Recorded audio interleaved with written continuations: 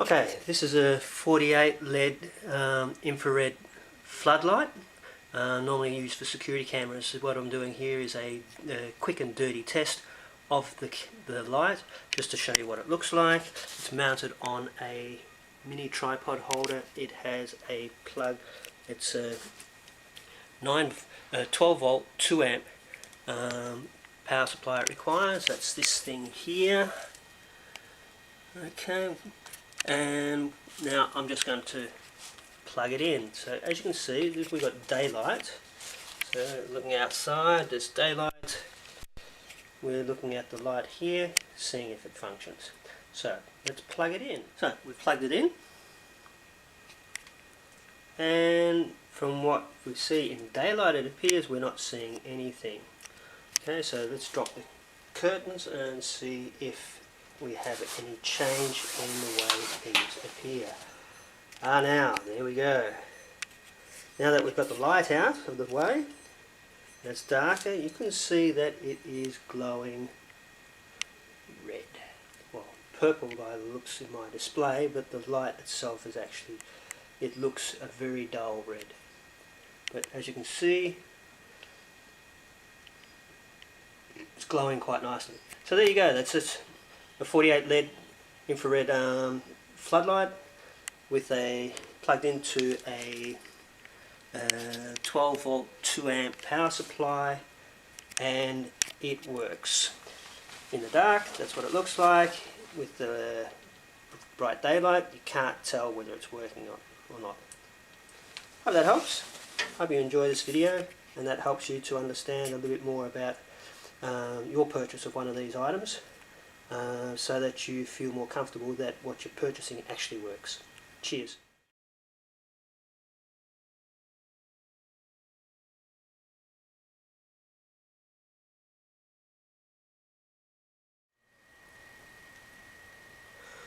Well, here we are back again with a bit of an update.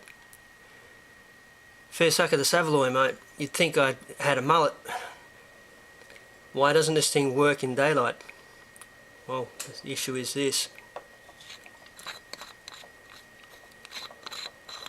It only occurred to me after I was editing the previous video that here in the center here is a light sensor, and it senses when there is ample light. So I guess it's a feature to allow you to have this permanently on, so that when the light drops down below a certain level, then the floodlight comes on and actually lit. If you want to use this for biohacking and using for infrared treatment, then what you need to do is take a business card from somewhere, punch out a hole, put a little bit of glue on it, and then just pop it over the top of that sensor.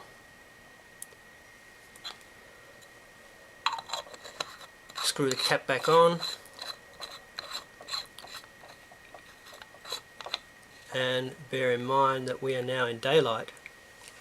It will be harder to see, but I hope that in plugging this in, you should now see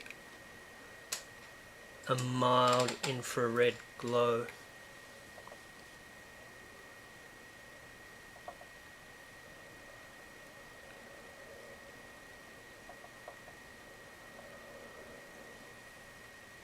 So if I cover that over a bit with my hand, you can actually see them glowing underneath.